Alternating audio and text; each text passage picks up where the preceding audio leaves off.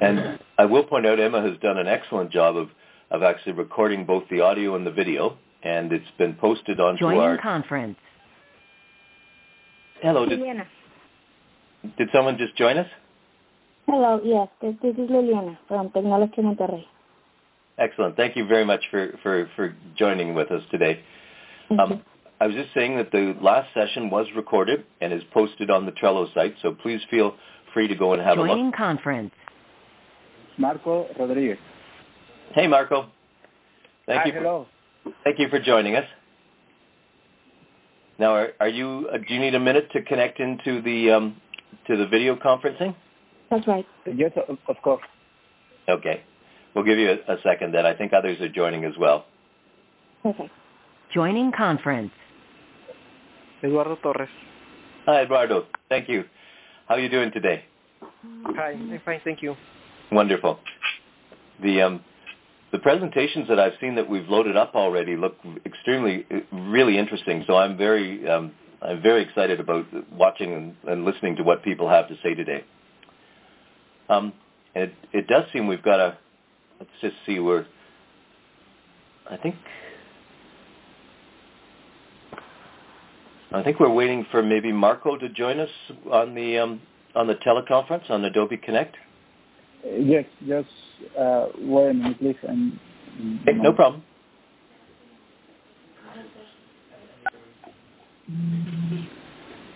And Carabay says that she can hear us, so I think everybody's connected. Oh, wonderful. Okay. Let's just give Marco a chance to get into the teleconference, or into the Connect, and then we'll get started.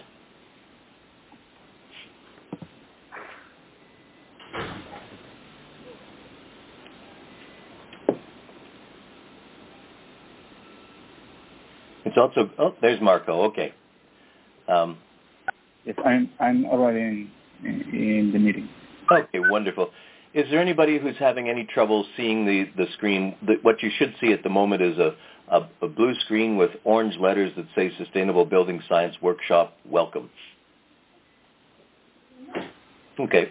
Hearing nobody, I'm going to jump right into it. So, Emma, hopefully this will work. I'll go to the next page. And there's our agenda. I would like to, just a few things to encourage everybody to visit the Trello site. But again, this is kind of exciting for us to now start to see the student work. Again, we are recording the sessions, and again, we will post them to the Trello site, so it's another good reason to do that. I'm hoping that in a few minutes, Trevor Butler, who, of course, created the Matchbox software, will join us. But before I do that, is there any questions anybody has about the process today? Okay. So I'm going to turn it over to the Cardiff people to show their work. Are you guys ready to go? We're just loading up, for those who just joined us, we're just loading up the first presentation from Cardiff, and then we should be able to get going right away. Well, I can see the presentation, so shall we just hand it off to Cardiff? And Cardiff, you guys will have control, so the arrows are down in the bottom left-hand corner. Just to click next, I've made you presenter. Thank you. Okay. Let me just start by introducing myself. I'm James Alexander Fox. I'm a third-year student here at Cardiff at CSAD. And I will now show you the work that I've been working on the last couple of months. Basically, we were asked to design a gaming office for our last major project before the summer break. As you can see here, it's a 3-story building with an area of 925 square meters over 3 floors. Leaving conference. It has 60 members of staff altogether, and as you can see, the U values for the walls. The glazing, as you can see, is the same as the walls because basically all the walls are glazing. So. Roof value of 0.16 watts and U value for the ground floor, and it also has a HVAC system within. Just to give you a bit more information on the site itself, hypothetically it'd be situated in the Tree Forest Industrial Estate, which is approximately about 7 or 8 miles from Cardiff, the capital of Wales. As you can see, the north direction is ever so slightly just off north. These are the preliminary data results I got after I put everything in to the software Matchbox. I was quite happy with it, given the fact that it's the first time I've used the software. I thought that, considering I'd never used it before, within 20 minutes I was getting my first results. So I was generally quite happy with the performance of the software. Joining conference. You can see it might be a bit difficult with the transparency settings of the photo, but my office, if you go back, is 130 kilowatt hours per meter. And as you can see, for the green, to be considered a green building under the green guide, it's just on the threshold of 110 to 130, so I'm quite happy with that as a whole. Looking at these results, I was a little bit skeptical concerning, as you can see, the plug loads and the lighting energy are incredibly high. And given the fact that you can't specify what kind of lighting you could be using, maybe using low wattage LEDs or something like that, it's a bit of it'd be cool if you could give a bit more detail. So it just seems a bit high for me, considering the rest of the building. These are my monthly solar gains. Again, these are quite lower than I was expecting due to the fact I haven't got any lights in the roof or anything like that. It's quite a low U value for all that kind of stuff. This is my monthly fabric heating load, all the results I got for that. Again, nothing really I was expecting out of the ordinary. The monthly fabric cooling loads, as you can see, the peak in July, but again, that's just due to the seasonal changes in summer. Basically, again, all the stuff I did use for the software, I had no problems whatsoever. Again, results out of it. A bit of fine tweaking and maybe the chances to change some of the parameters for things like lighting systems, I think will make a big difference because, again, it's such an important thing. And the fact that it does seem to push a hell of a lot into the actual data readings. But, yeah, that's it. Thank you. Thank you, James. That was actually a beautiful presentation and a very nice use of Matchbox. I'll open it up.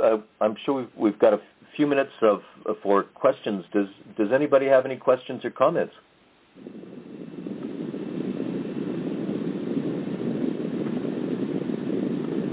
I wouldn't mind asking a couple of questions.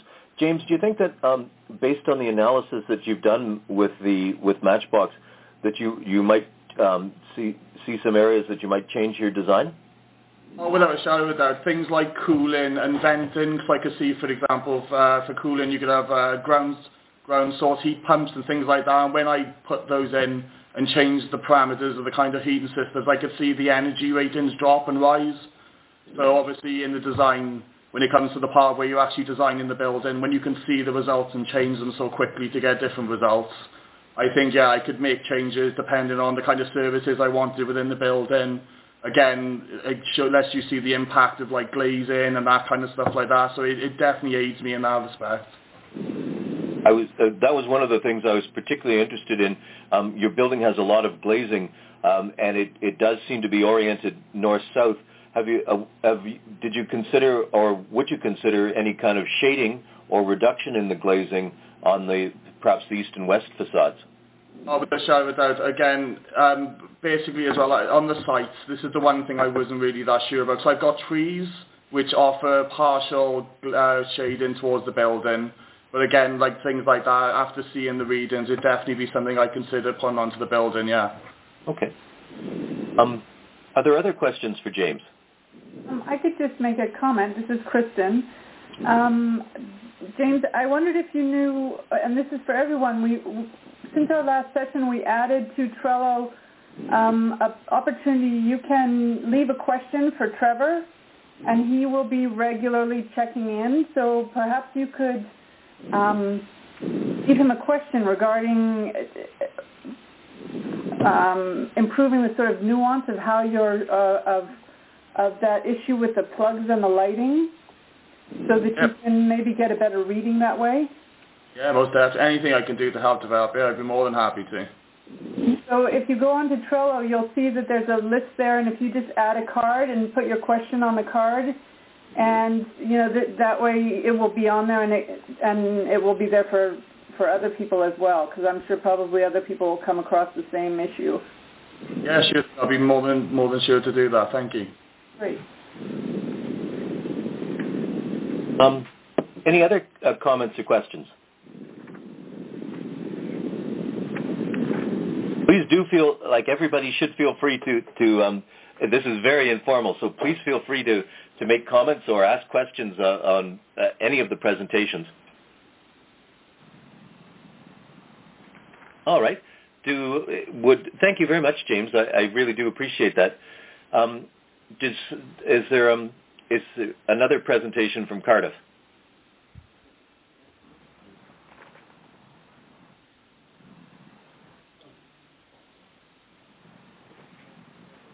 Can Cardiff hear us?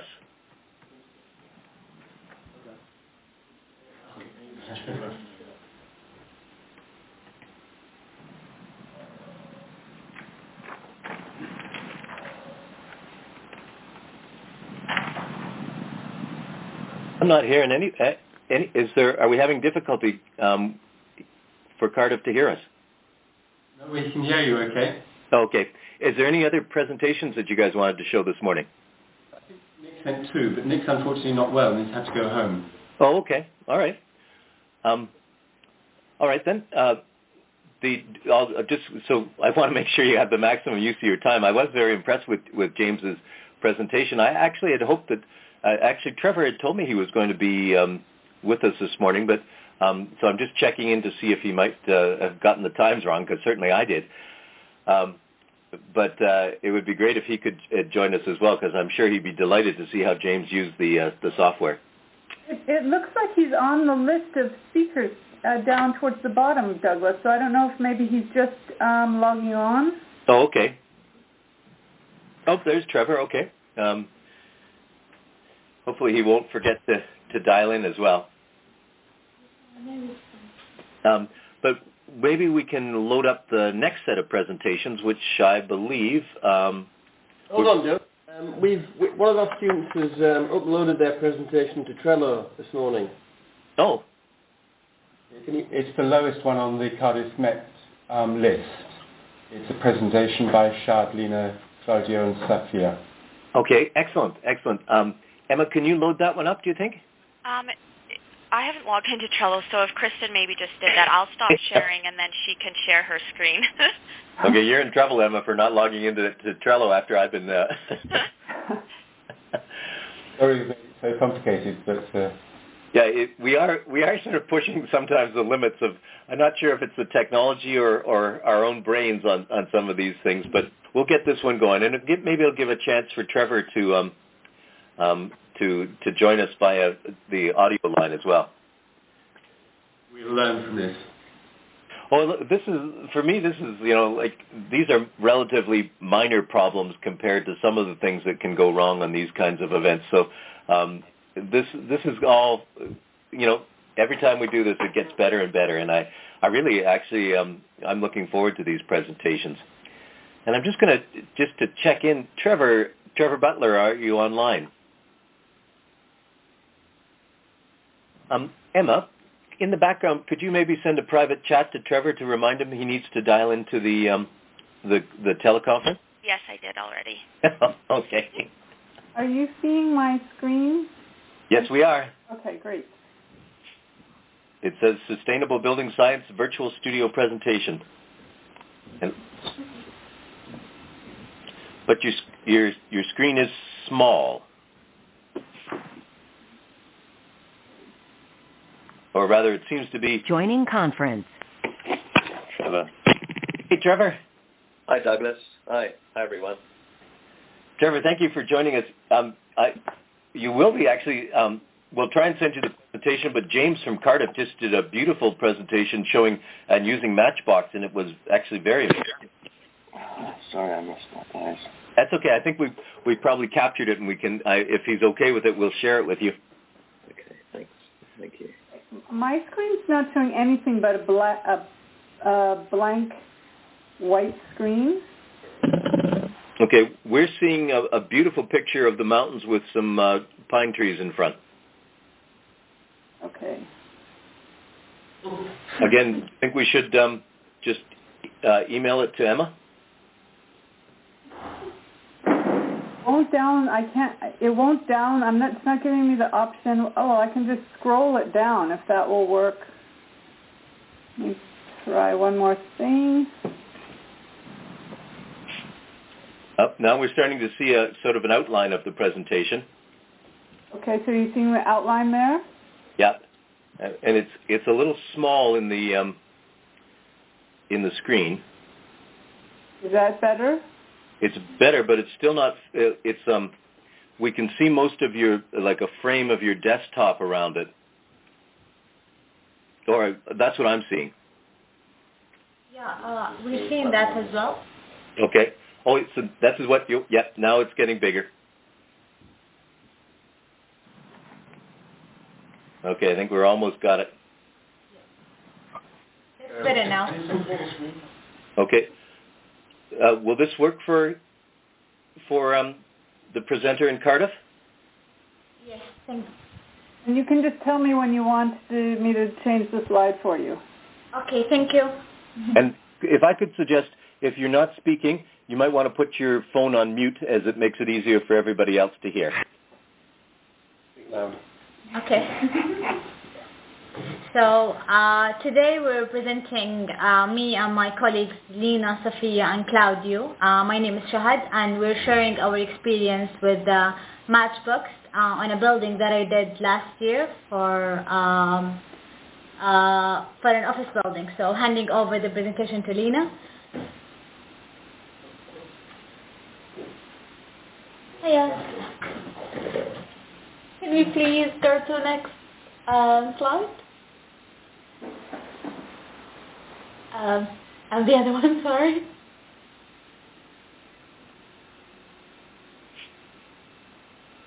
Yes, that's okay. So this is the picture of the building that Shahad created last year. It's an office building. It's a 3-story of an area of 1,163.32 meters squared, around 60 workers. And those are the U values, and the HVAC system that she used is natural gas boiler. Slide, please.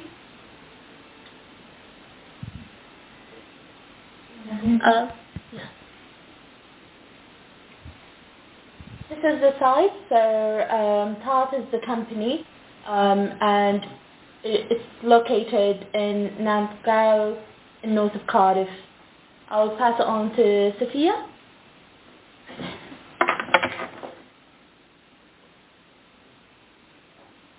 Hi.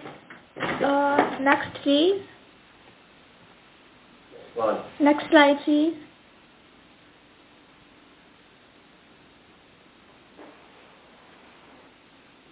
The building passed the Energy Performance Certificate with an A rating, which is good.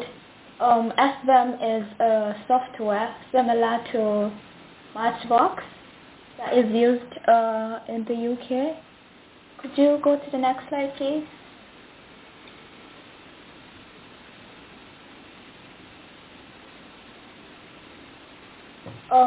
With Matchbox, the building had an net energy use of 102.9 kilowatts hour per meter square, which is good according to the Matchbox guide. Next slide, please.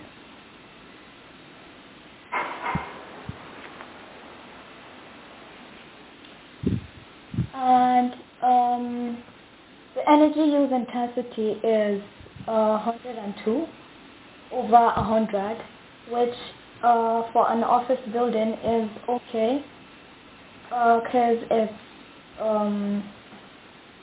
less than 120. Could you go to the next slide, please? And thank you. I will pass it on to Claudio.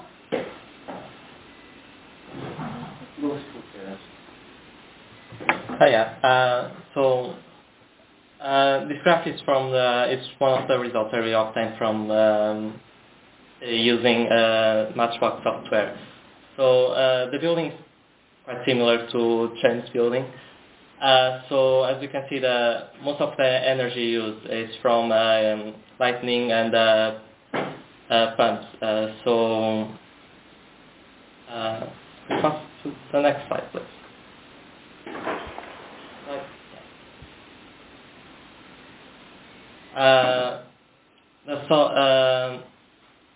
This is another result we got from Matchbox.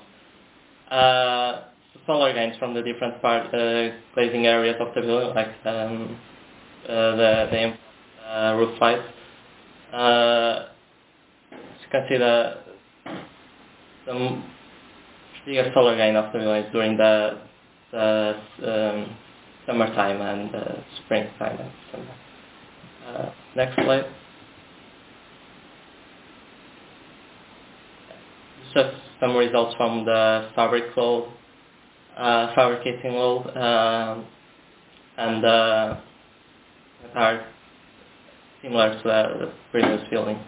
So, on the next slide. The next slide shows the fabric cooling load, which as well is quite similar to the previous building. Because you can see the July is the month that has the highest results, and then it's just about it's our so this is our presentation. And any questions? Thank you. Any questions? Thank you very much. Trevor, did you have any comments that you wanted to make? Yeah, I was going to just a little bit of feedback. I think it's a very good presentation. Clearly a good performing building. The comment I had is on infiltration, particularly on this slide, fabric load. Infiltration is by far the greatest fabric on heating and cooling. So I'm just wondering what air change rate you included in your model. Sorry, can you repeat the question? I couldn't hear it clearly. Okay, let me ask that again. The infiltration looks like on this graph, the fabric load looks like it's about 60%. That's the yellow, the light blue, and the red bars at the bottom. What air change rate did you use for your building? I think we used 10.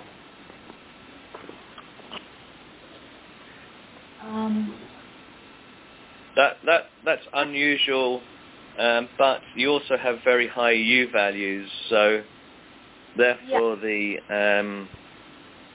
infiltration would become the dominant factor. But I just it's unusual to see it in such a difference between the skin loss and the infiltration. That's all. You're definitely right, because my building is mostly glazed, not mostly, completely glazed with sunscreens. So that might be the main reason why the U values of my building is quite high. And even this building has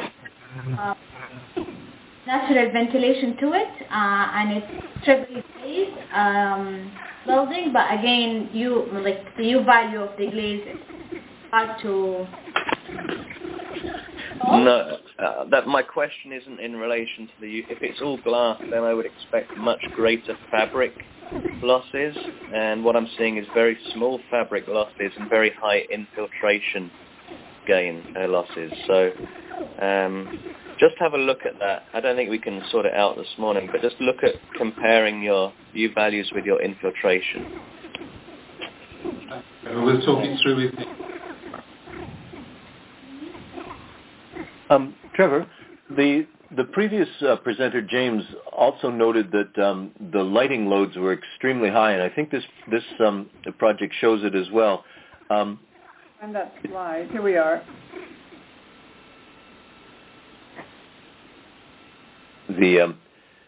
Yes, you can see here how in terms of energy use, how high the lighting usage and the plug loads and the lighting are the two things that are very dominant here. Could you comment on that? Trevor's being asked, I think. Yeah, that's typical, particularly in that. This is an office building, I understand, and so I'd expect plug loads to be extremely high with computers and electronics, machines, that kind of thing. And lighting is normally a pretty high proportion of the overall annual energy use, which is why the move to LED lights is quite an exciting move. So maybe the lighting intensity could be reduced. Plug loads is a real challenge, and we find a lot of buildings, although they've got a very good architecture and HVAC systems, the plug loads is much harder from a design point of view to address, because that's what the owner and the tenant plugs in and uses. So there are things you can do to reduce that. You can encourage better efficiency of equipment, particularly in residential buildings. Good efficient white goods. But in office buildings, it's a lot harder to really get into that. Okay. Are there other questions or comments for this group? Again, please don't be shy. Every comment is a good one. Is there anybody who perhaps from Monterey who would like to say something?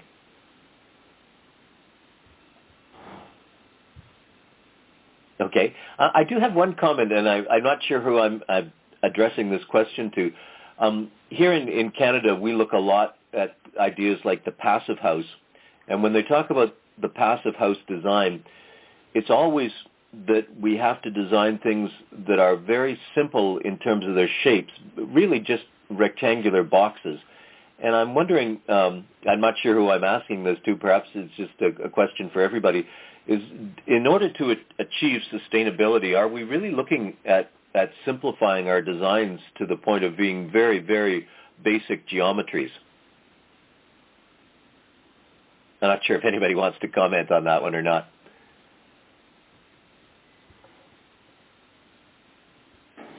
Doug, I'll just jump in. I think with basic geometries, it just helps with junctions, and that's really important in creating a passive house envelope. And so then the less complicated junctions that you have, the easier it is to provide airtight details, and you optimize your surface area so you don't have huge losses through your envelope. That's helpful. Okay. All right. Any other questions or comments?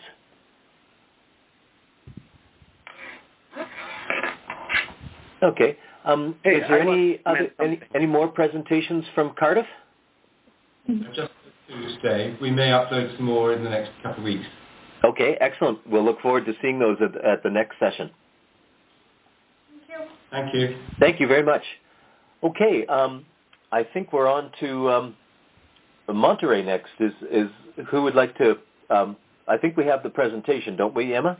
Yes, I just need Kristen to stop sharing her screen.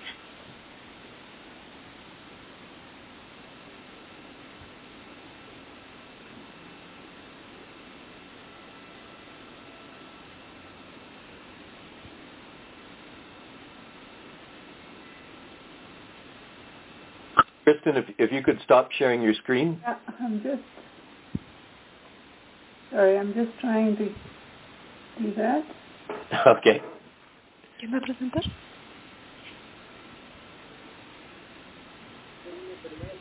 All right, thank you. Sorry about that. I have two screens going, and so when I move it from one to the other, I lose all the controls. Okay. Now, Emma has mentioned that in order to get the formatting, it gets a little. We've had to sort of shrink and move things around, but I think we have the whole presentation. And if you guys would like to jump right in and start, that would be great. Who's going to be presenting so that I can make you guys the presenter? Yes, that'll be Liliana. Liliana? Yes. Okay, go ahead.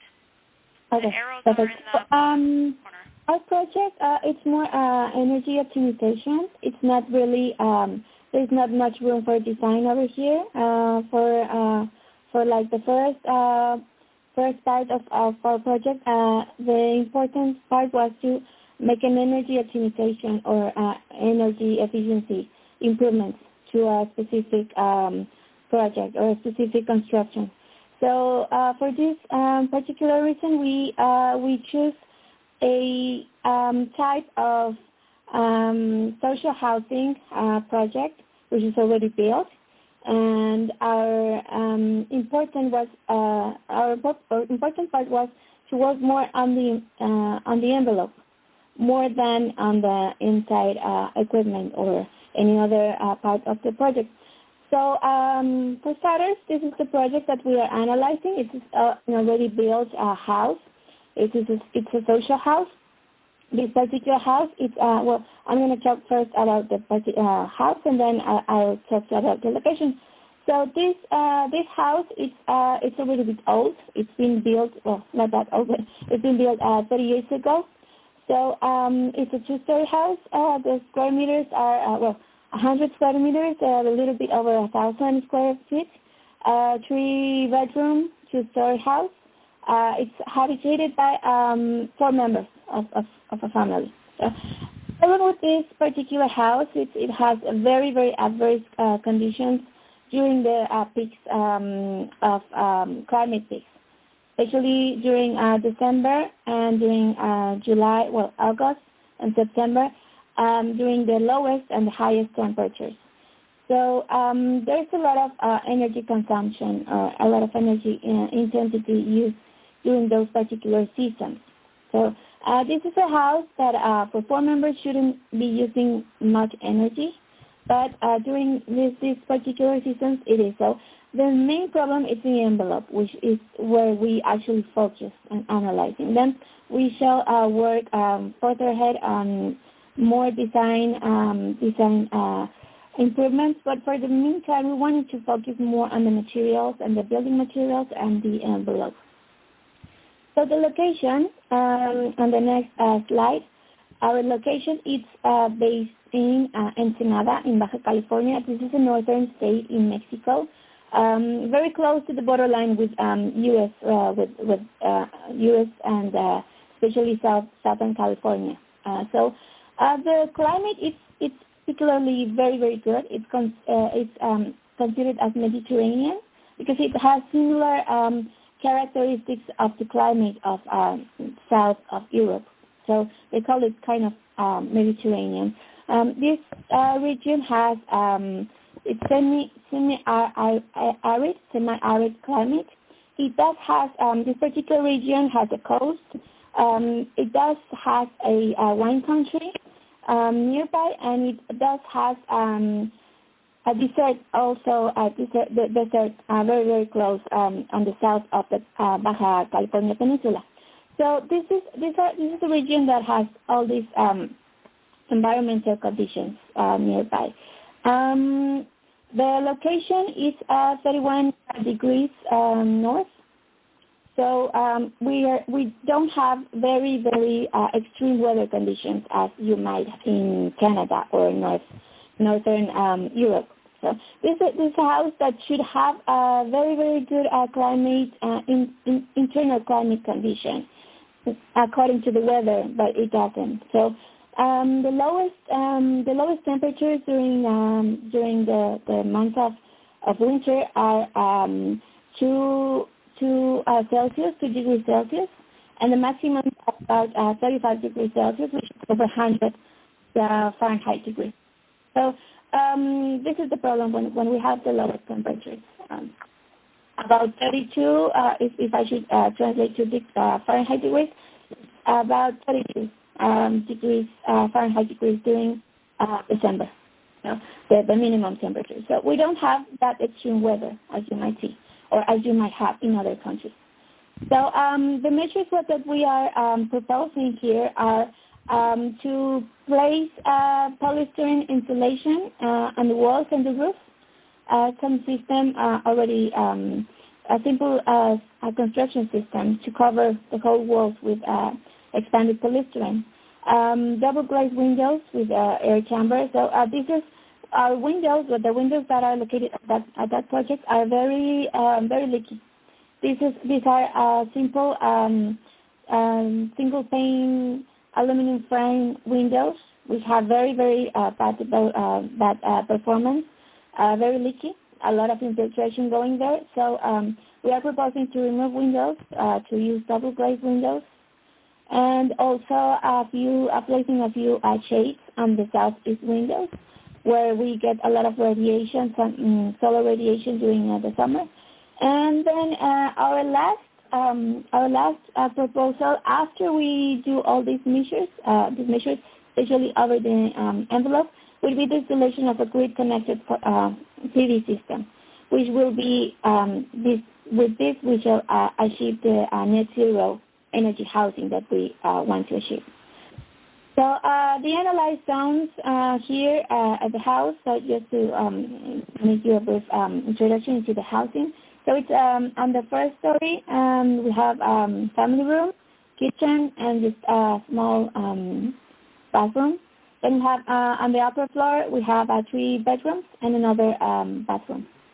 So that'll be just the sections that we analyzed on the Matchbox software. So brief solar analysis that we made just to make sure of the solar radiation and the solar gains that we have in the project. The most where we have the most solar incidents on the back part of the house. So those spaces facing southeast are the ones that have more solar radiation gains especially during summer. Winter, this is very fabulous. This is very good condition. But in the summer we have a lot of radiation going on there. On the other side, the spaces on the front, situated on the front, which is the north part of the house, these are spaces that are particularly very cold during the winter time. So the actual situation, just to show you, we do have a U value, a general U value for the whole house of 2.78 watt-meter square meter K. This is a very old construction. As you might see, the envelope materials are not the best ones. This is a situation that is very similar in any social housing. So that's why we focus on this one, because this is a similar condition that has many of the low-income housing built here in Mexico.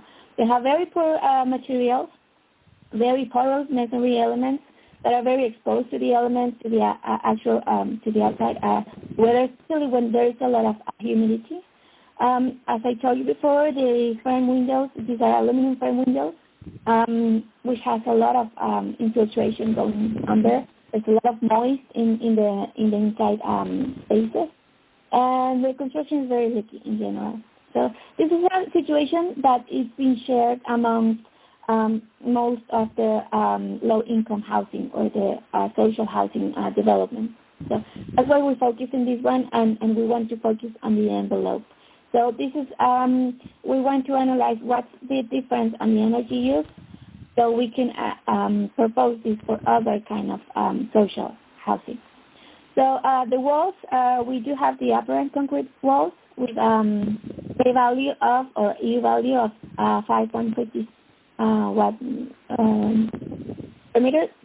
Okay, and the floor have reinforced concrete, single pane windows, and the roof we also have reinforced concrete. So this is masonry built houses. This is the typical construction method that is being used mostly here in Mexico. Masonry kind of construction built out of concrete walls and concrete. So, the improvements that we are, as we told you before, we are making two different improvements. The first one, as we made an analysis, it's just like the actual situation, which is what I showed you before. The actual situation is just the house as it is right now. Then the second analysis that we made, it's only insulation.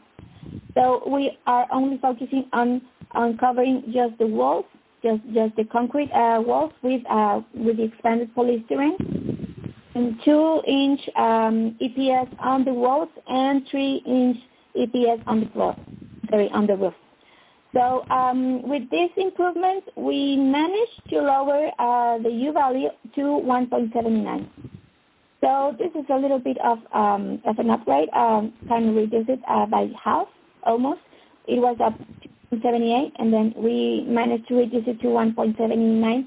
This is already being with calculations done on the Matchbox. So this is the second improvement, just insulation.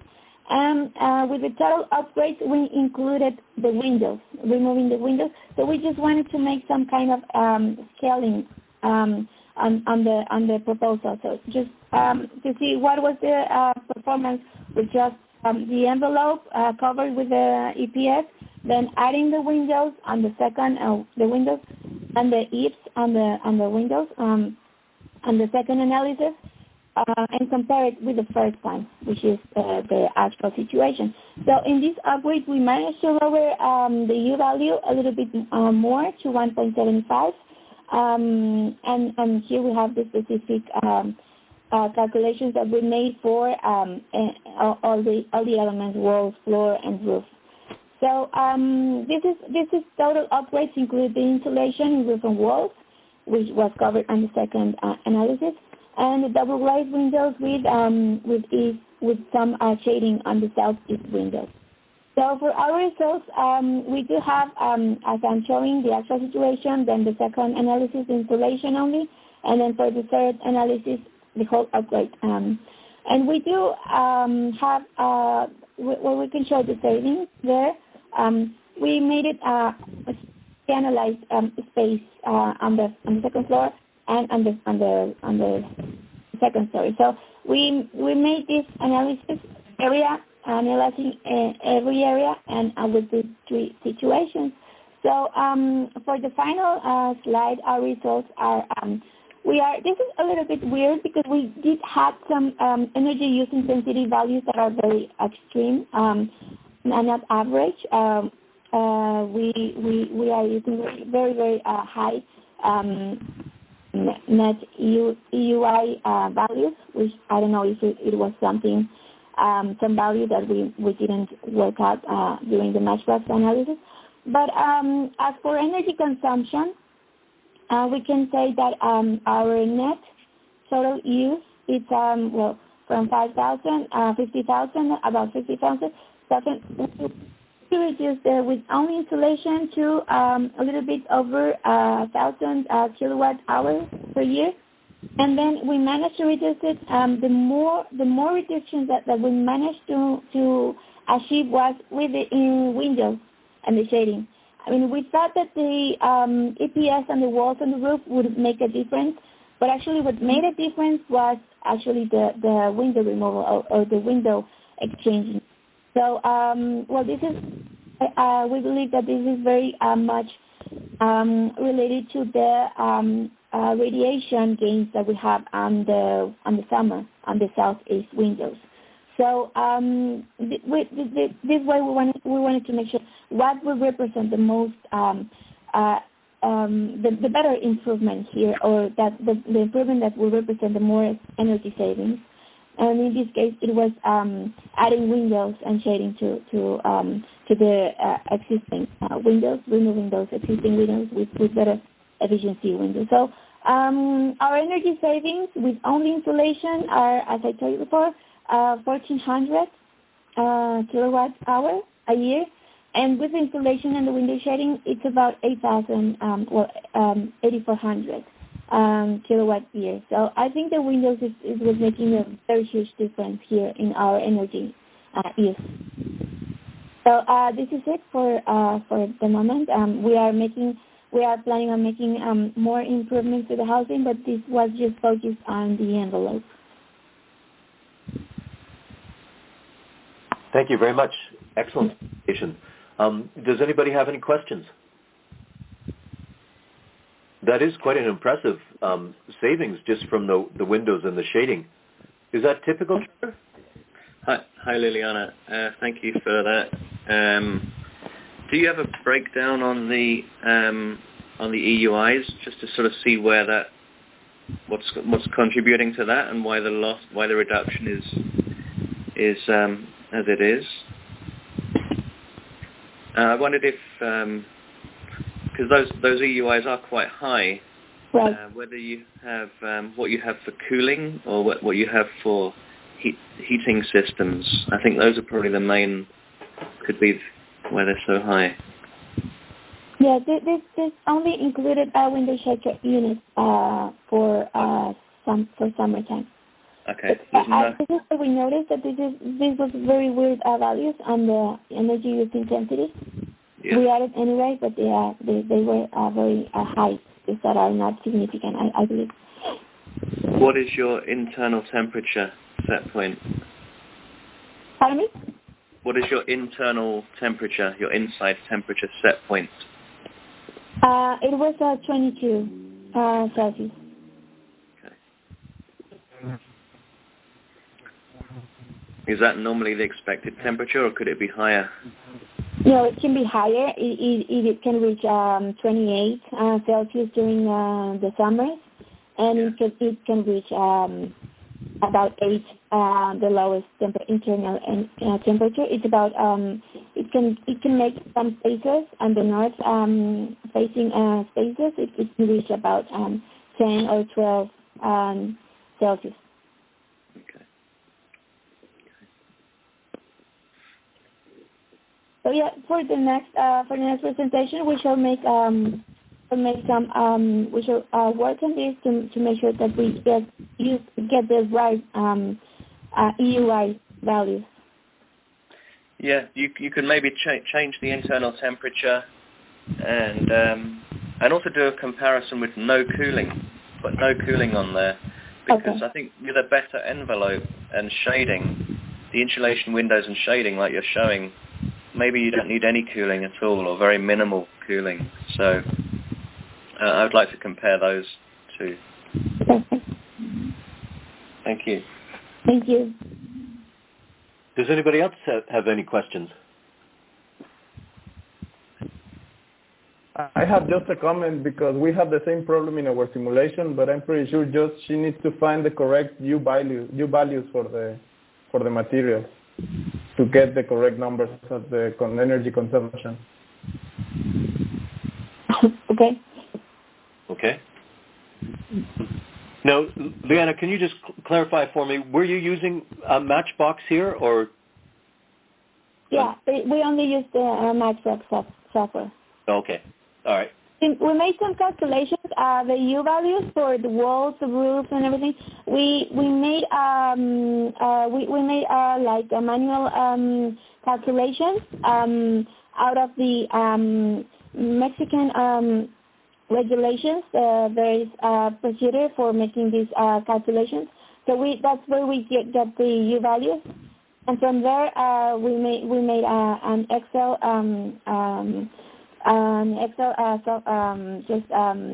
file, and from there we calculate our U values for the specific areas, and then we add it into the match. Okay, thank you. Any other questions or comments? All right, then I think we can move on to the next group.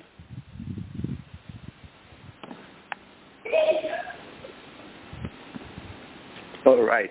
So, can you hear me well? This is Victor from Mexico.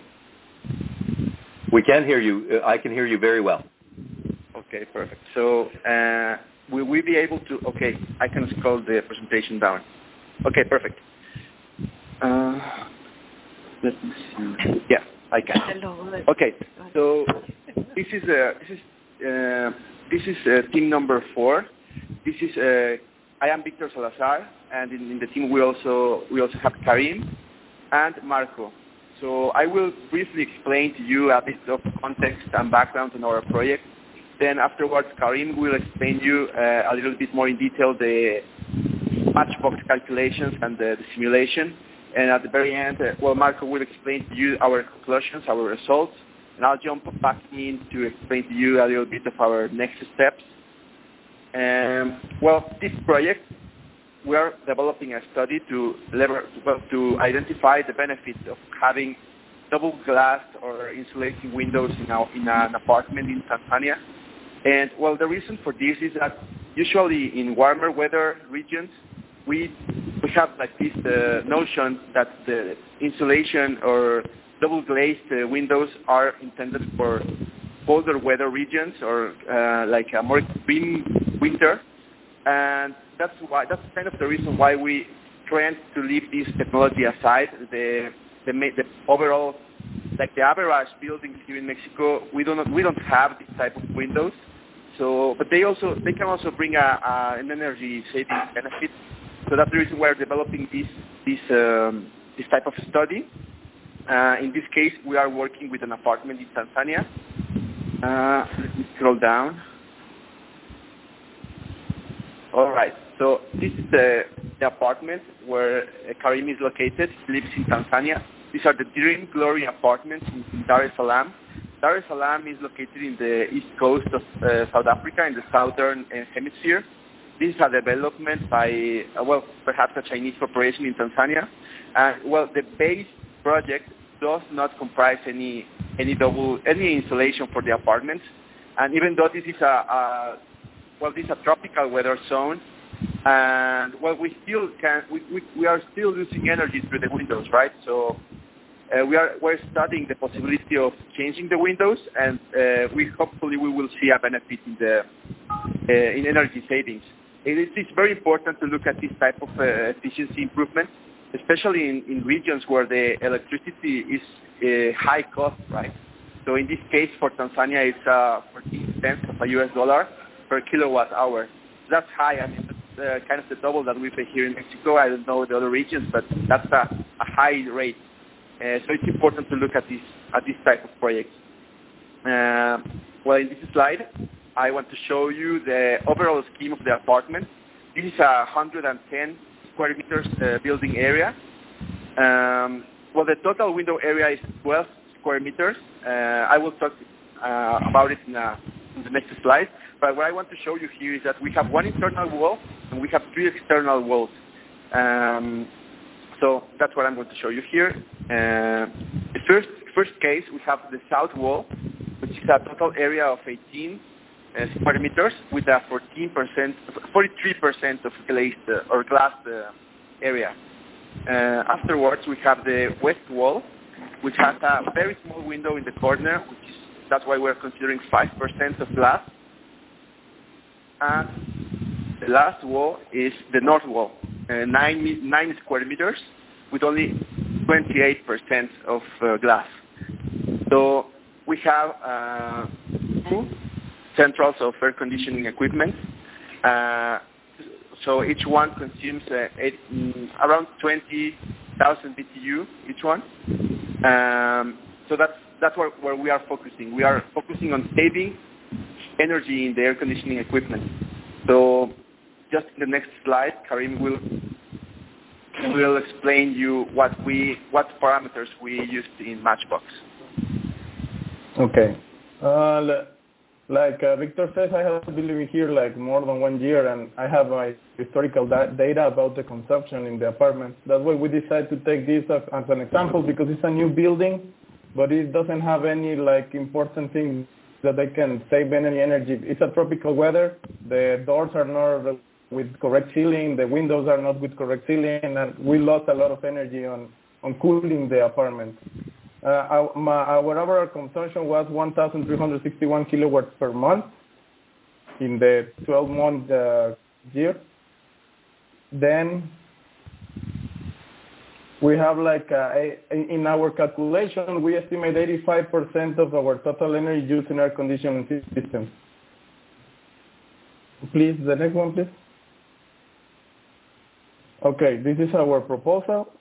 We found that the actual Windows has a U value of 1.09, and we found this high thermal efficiency Windows with 1.25, and another important thing is the solar heat gain coefficient, that the actual we found that is 87%, and the new Windows will be 27%. Continue, please. Okay, now the simulation. Like Victor says, Dar es Salaam is located in a tropical weather. We can see that our yearly high is 34 degrees and our yearly low is 20. It's complete, like we don't need any heating in the apartment, just we need the cooling. Next one, please. Okay, here the internal operations. We decide to get the apartment only a one zone, hours per day. There's a family of 3. The event cooling recovery. Most of these parameters are already preloaded for a residential thing. The only thing that we changed was the hot water, because we made our calculation adjusting the hot water system that we have here. That is an electric system. It's a big one actually for the size of the apartment. Next one, please. Okay. The roof entry is 110 square meters. It's a ground apartment. We don't have any roof lights. We have 3 external walls. Like Victor said, we have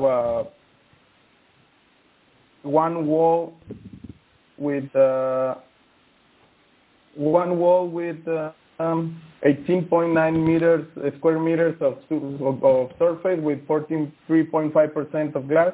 And this wall has like a balcony. We added like 20% shaded area. The other wall doesn't have any shaded area. That's what we need. That's one of the things that we make in the simulation. Next one, please.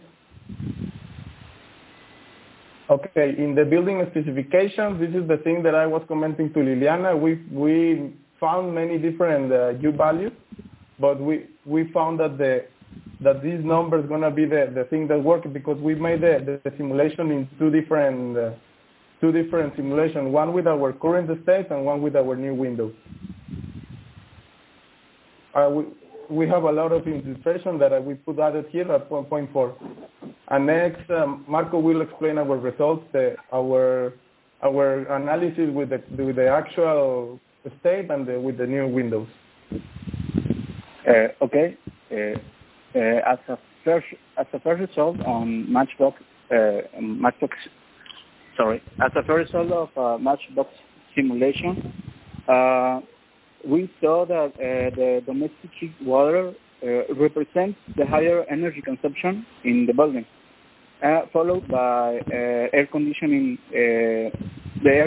system, the plug, and the lighting energy. So the simulation gave us an average consumption of 1,250 kilowatt hours per month, which Karim previously said. Sorry. And the result is very close comparing with the historical data of Karim's apartment, that represents almost 8% of difference with the real situation. So we see that the Matchbox simulation is very accurate. So in the next slide, after running a new Matchbox simulation with the different parameters related with external envelope and building specifications, we got a reduction of 5% in the net energy consumption by increasing the shaded area of to 40% on the south, north, and west wall, and also decreasing the building infiltration coefficients of and the transmittance and the solar heat gain. The air cooling system energy consumption also decreased almost 26%, and the lightning was not affected. So the result shows that heat using insulating windows, also shading and different building specifications have a positive correlation with improving the efficiency of air cooling systems. So we think that this is a good result if we think that this technology can be efficiently used in countries with extreme warm weather. So as a conclusion, we found that we can reduce the air cooling energy consumption in almost 26%, but the overall net energy consumption and in the current apartment is almost 7% because of the higher energy required in the domestic heat water system. So the next step, according to our project, is to evaluate new materials and also new technologies. But Victor will go further in his slide. Yeah, correct. So our next steps, we are trying to evaluate how much energy or how much money we will save making the window changes, and compare that with the total investment of changing those windows.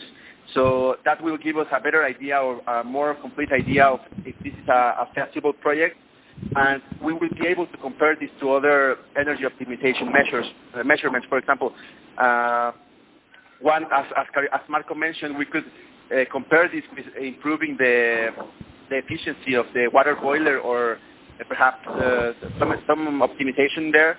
Or perhaps another idea would be to start comparing different brands of insulating windows. We would like to investigate further on what is the state of the art with these windows, which is like the best brand, which has like the minor cost and the best benefit. So that's the next step. We're going to make like an economical evaluation to determine if this is feasible or which could be a better option. So I guess that's overall our presentation. I don't know if you have further questions. Thank you very much for that. A very good analysis. Do people have questions? Thanks. I have one question. This is Kristen. In South Africa, there's a massive project to initiate solar water heaters because of exactly your findings. Is there a similar effort in Dar es Salaam? Actually, here is they want to try now not only the water heaters, they want to install the electricity through solar panels too. But here the government is not that powerful like South Africa. Actually, Tanzania is still struggling a lot with the condition of the government. Is not that a strong country. But at the end, they are working in, for example, China is making a lot of investment in energy, in housing, in infrastructure here. That's why these apartments were built for them, but the apartment doesn't have like a big feature that they can be like a energy efficient building.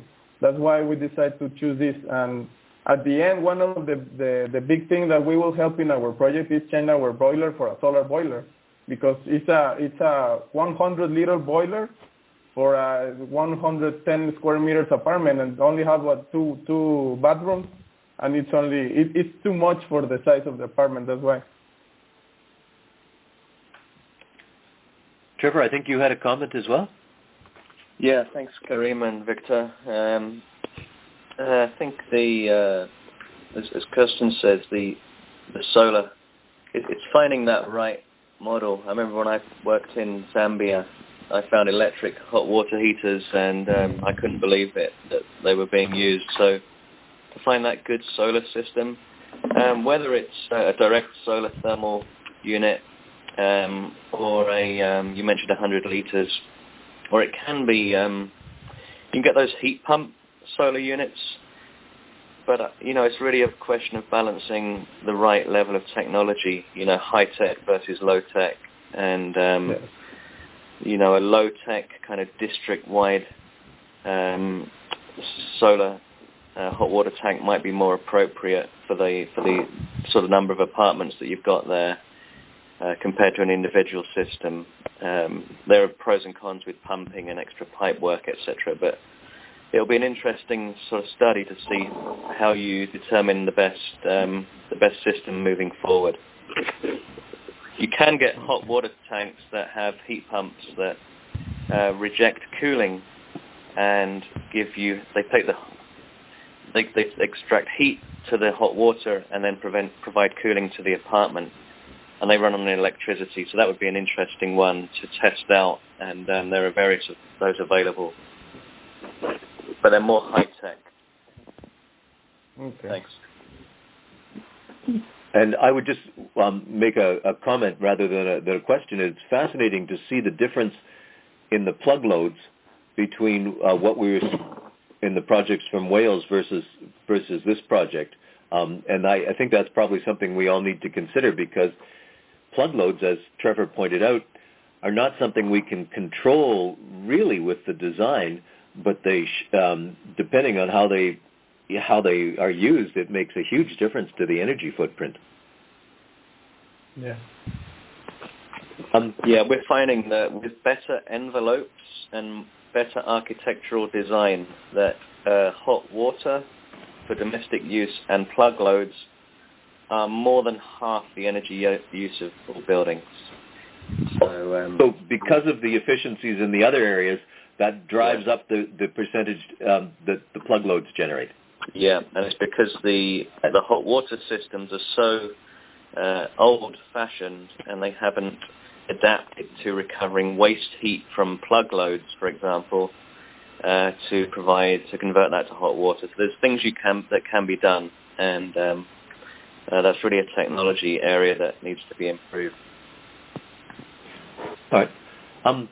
Well, thank you very much, Monterey, for those. Those are excellent presentations and very good analysis in both cases. Are there any other questions for Monterey before we move on to the next presentation? Okay. Hearing none, I've asked Bobby Harris, who's one of our senior students, to present his work, and it's a little bit different because, as sort of Trevor introduced the idea of architectural design, and that's, of course, where our focus is at the Center for Architecture at Athabasca University. So in this particular instance, Bobby hasn't done an analysis with Matchbox Energy, but we're hoping for the next session that's what we'll be demonstrating. So, Bobby, do you want to jump right into it? Yeah, I don't know if you can hear me. I just unmuted my mic here. We can hear you. Okay, great. Hi, everybody. I'm currently in the RAIC 655 course, which is the design of a complex building, places of assembly and institutions. I picked a high school that focuses on the performing arts as my project. And the first thing that we're to do is select a site, and I selected 3 sites for a possible for my project to take place, and I'll just quickly go through those. So the first one is located. This avenue here is a prominent nightlife avenue within Edmonton. It's called White Avenue. A couple blocks off, there's a parking lot, which was about a big enough site for a high school to take place, but I chose not to go with this site. The second site that I investigated has a little more historical relevance, and the old Molson Brewery, which is a beer company, is located right here, and it has a main artery of 104th right here. Currently, there's a brewery district, which is shopping, the Mountain Equipment Co-op, and grocery store located here. This site is being redeveloped as sort of we speak. And then, so I did not choose that site, and the site that I did choose is the old museum site. So right here is the old Royal Alberta Museum. We have a main artery here and a main artery here, and we have the river right here. So my preliminary sort of site investigation, I need to, oh cool, there we go. So here's sort of my site analysis. Here would be here's the property line.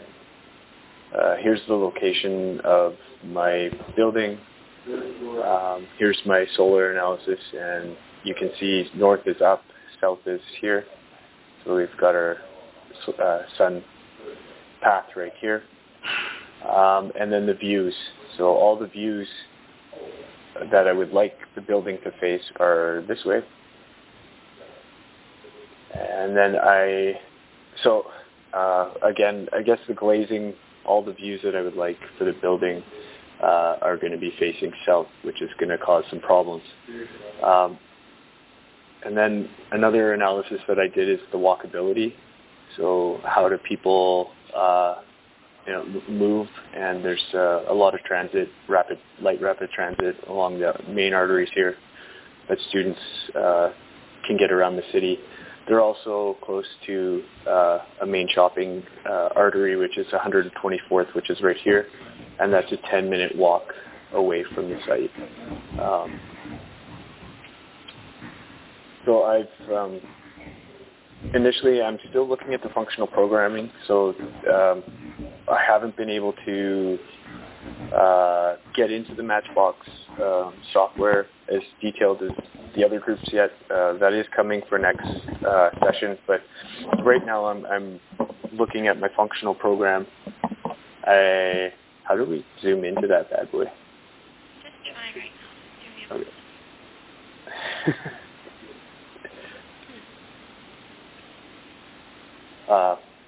So I guess for my functional program, I have a residential component, which is the blue color, educational component, which is the yellow color, the performance arts component, which is the gray, and common areas, which is the green. I'm thinking for the site, this will be, again, the main entrance. This is where main road is for the building, so the main entrance will be on the north face. I'm thinking of creating some sort of circulation through here, and this sort of being the main axis. This is, in my head, is a clustered group of buildings, which I'm exploring in massing.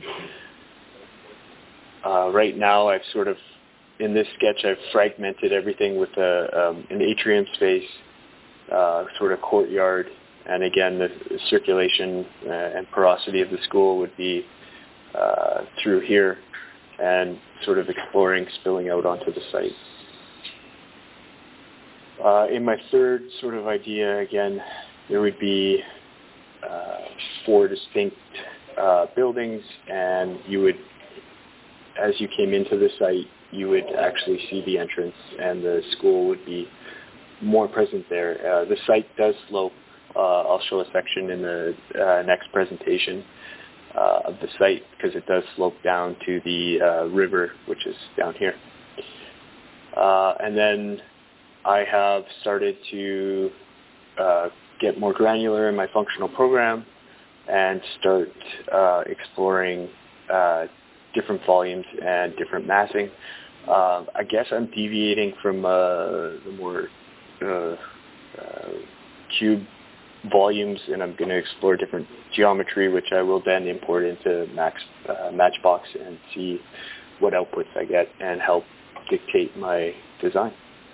So that's, I guess, my brief overview. I'm still designing, and I plan to use Matchbox to explore different building envelopes and more so to see the glazing, how that's affected. I am looking at a couple different technologies. One, the Canadian Research Council has a film which has little eyelashes in it, and when it heats up, the eyelashes close and they reflect the solar radiation, which helps with the solar heat gain, so you can have more glazing in your project. There's also another product which the University of Alberta is developing right now, and it is a spray, so it can be a retrofit, and they spray it on the glazing, and it helps block the solar radiation again, which is helping with the solar heat gains and heat loss, because we here in Edmonton we have minus 30 weather and we have plus 30 weather, so we get all the extremes in the environment. So I'm still factoring those into the design. And that's it for now. Well, thank you very much, Bobby. I do appreciate you doing that, to sharing that with us. One comment I would like to make to everybody is, if you do come across a interesting technology like the two that Bobby just mentioned, if you could post a link to it on our Trello page, it would actually be very helpful for others to see as well. Certainly some of the things that we've heard about this morning, whether it's to do with hot water heating or with the eyelashes things that Bobby was just talking about, would be very interesting to see more of. I do have a question, though, almost for Trevor. For students as they're developing their designs, what's the best point at which to put in your information into Matchbox?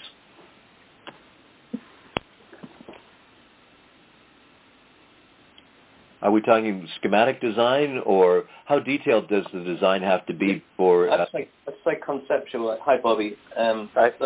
Those sketches that you're doing, when you start to add that granularity, that's program spaces, that's really the right time just to put them in as blocks, and you can choose kind of a building code level of R value, and say 30 or 40% glazed ratio, and just start it off and just sort of see with different orientations, you can move them around pretty quickly.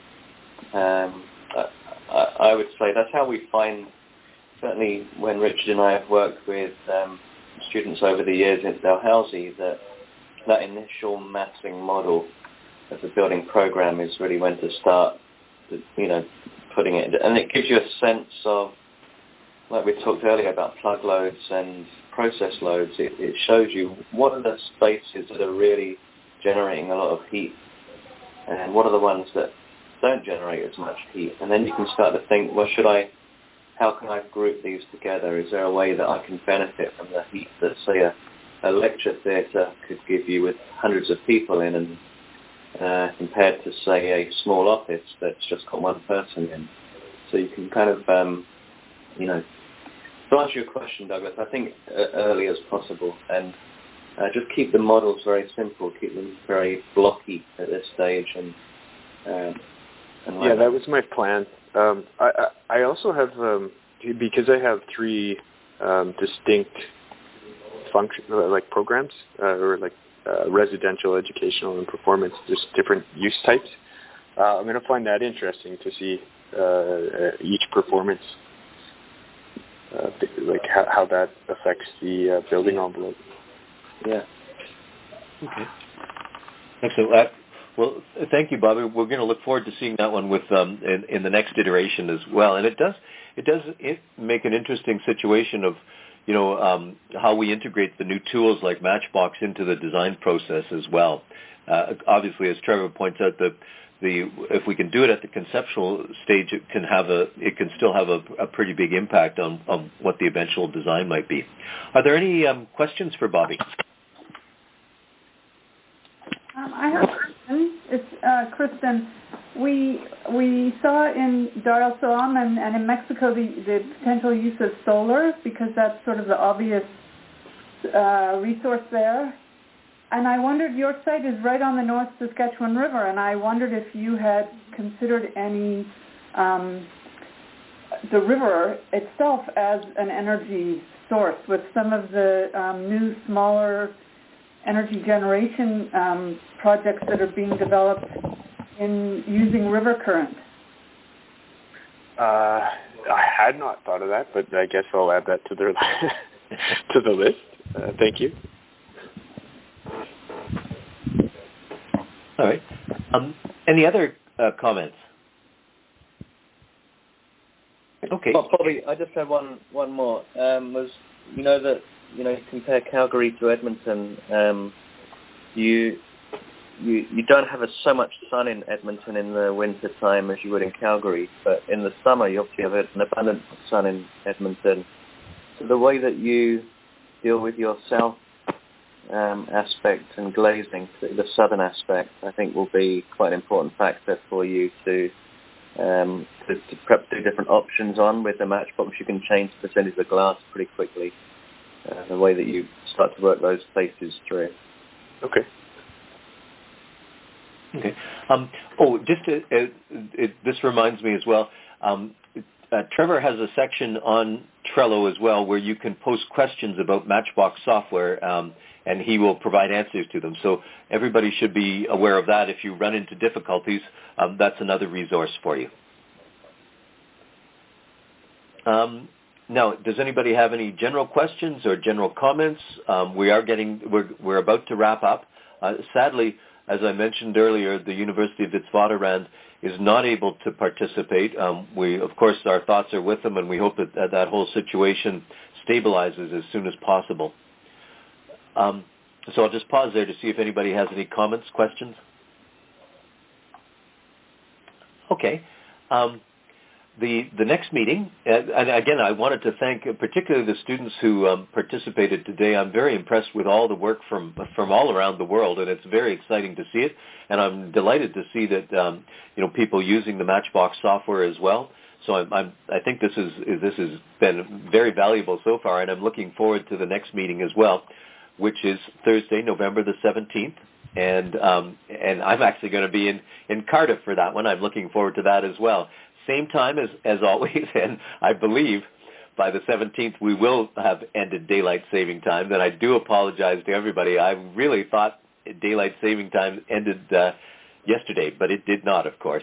However, it will have ended for the next session. So there's the times. Again, the work was uniformly excellent, and I was delighted to see it all, and I'm looking forward to what we see at the next session. So just another pause. Emma or Kristen, is there any housekeeping issues that we need to think about? No, I just wanted to thank everyone who presented, and it was really interesting seeing different people at different stages, so I think actually that worked out really well. Yes, that was very valuable because that's one of the things we have to think about as we introduce these tools and we think about building science. Okay.